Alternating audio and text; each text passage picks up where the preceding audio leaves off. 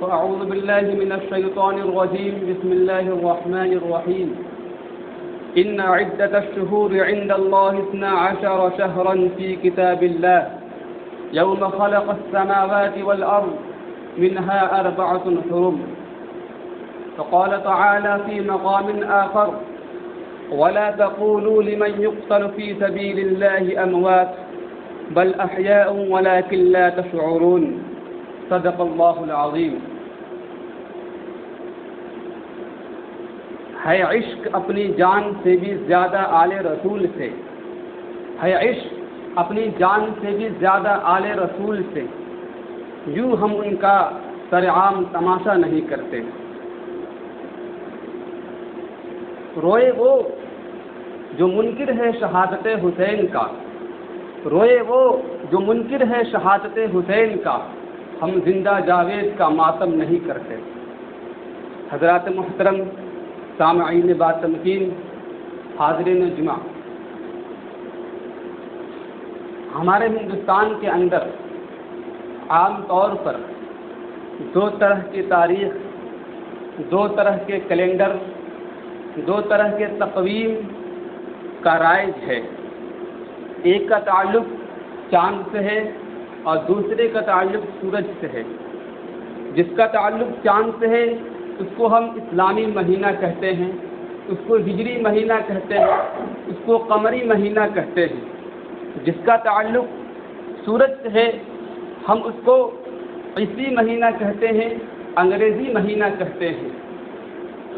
جس کو قرآن کریم کے اندر اللہ رب العزت فرماتا ہے ان عدت الشہور عند اللہ 12 شہرا فی کتاب اللہ یوم خلق السماوات والارض منها 4 حرم، کہ اللہ رب العزت نے جس دن آسمان کو پیدا کیا، جس دن آسمان اور زمین کو پیدا کیا اور آسمان اور زمین کے درمیان کی چیزوں کو پیدا کیا، اسی دن اللہ نے سال کو بھی پیدا کیا اور سال کے اندر 12 مہینے رکھا. اسلامی مہینے کا آغاز، اسلامی تاریخ کا آغاز محرم سے ہوتا ہے اور سفر ربیع الاول ہوتے ہوتے ذی الحجہ تک ختم ہو جاتا ہے اور اینڈ ہو جاتا ہے. اللہ رب العزت ان 12 مہینوں میں 4 مہینوں کو بہت ہی زیادہ عظمت والا، اعزاز والا، اکرام والا، تقدس والا بنایا ہے، جس کو قرآن کریم کے اندر منہا 4 حرم، جن مہینوں کو 4 حرم کے لقب سے ملقب کیا گیا ہے. ان مہینوں کے اندر اللہ رب العزت عبادت کے ثواب کو بڑھا دیتے ہیں اور گناہوں کے جرائم کو بھی بڑھا دیتے ہیں. جن میں ایک محرم ہے، جن میں محرم ہے، ذی الحجہ ہے، ذی القعدہ ہے اور رجب ہے. یہ جو مہینہ چل رہا ہے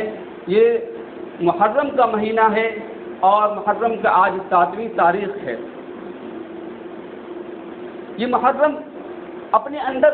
اس محرم کے اندر بے شمار واقعات رونما ہوئے،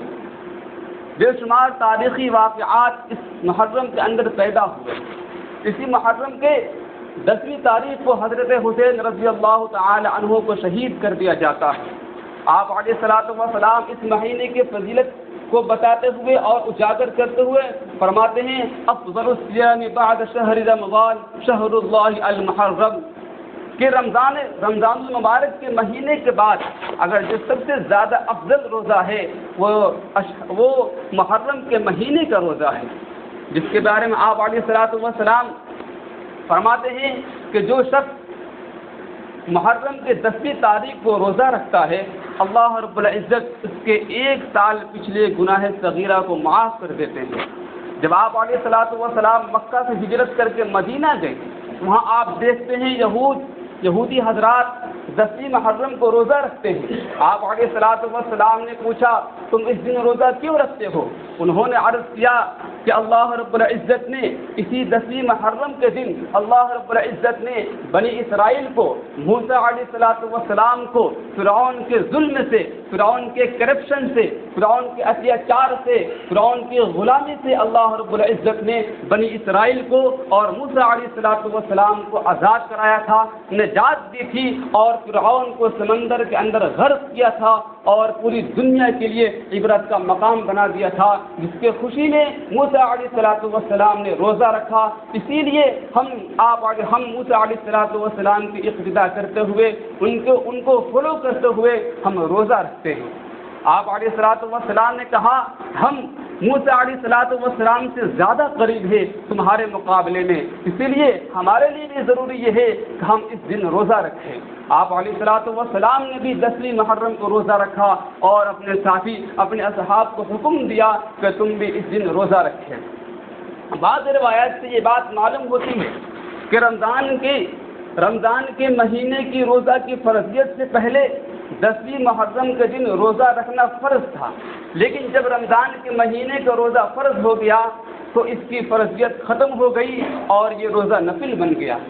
کچھ دنوں کے بعد صحابہ کرام رضوان اللہ علیہم اجمعین نے آپ علیہ السلام کے خدمت میں گئے اور کہیں یا رسول اللہ، اس دن کو یعنی 10ویں محرم کو یہود اس کو عظمت والا دن سمجھتے ہیں، اس دن روزہ رکھتے ہیں، اگر ہم بھی اس دن روزہ رکھیں گے اور اس دن کو عظمت والا دن سمجھیں گے تو یہودیوں کے ساتھ مشابہت لازم آئے گی۔ آپ علیہ السلام نے فرمایا خالف الیہود وصوموا التاسع والعاشر، تم یہودیوں کی مخالفت کرو، اس کے عبادت کے اندر بھی مخالفت کرو، اس کی ہر چیز کے اندر مخالفت کرو، اس کے ساتھ مشابہت مت رکھو۔ تم آئندہ سال اگر زندہ رہو کہ تو 10ویں محرم کے دن روزہ رکھنا ہے، اور ایک دن پہلے ملا کر روزہ رکھ لو یا ایک دن بعد ملا کر روزہ رکھ لو تاکہ یہود کے ساتھ مشابہت لازم نہ آئے۔ تو آئندہ سال آپ علیہ السلام انتقال فرما گئے، لیکن صحابہ کرام رضوان اللہ علیہم اجمعین زندہ رہے اور انہوں نے اس طریقے کو رائج کیا اور ہر سال 2 روزہ انہوں نے رکھنا شروع کر دیا۔ اس دن روزہ رکھنا ہے، اور دوسرا کام اس دن جو کرنا ہے ہمیں اور آپ کو اور تمام امت مسلمہ کو، جس کے بارے میں آپ علیہ السلام فرماتے ہیں من وسع علی نفسه واهله یوم عاشورا وسع اللہ علیہ سائر سنتی، جو شخص یوم عاشورہ کے دن 10ویں محرم کے دن جو شخص اپنے اہل و عیال پر دریا دلی کا مظاہرہ کرے گا، کشادہ دلی کا مظاہرہ کرے گا اور اس دن اپنے گھر والوں کے لیے اچھا کھانا پکائے گا اور اچھا پکوان پکانے کا حکم دیں گا، آپ علیہ السلام فرماتے ہیں اس کی برکت سے اس کے مال کے اندر اللہ رب العزت وسعت پیدا کریں گے، کشادگی کا معاملہ کریں گے اور اس کے پورے سال وہ فراخ دلی کے ساتھ زندگی گزارے گا۔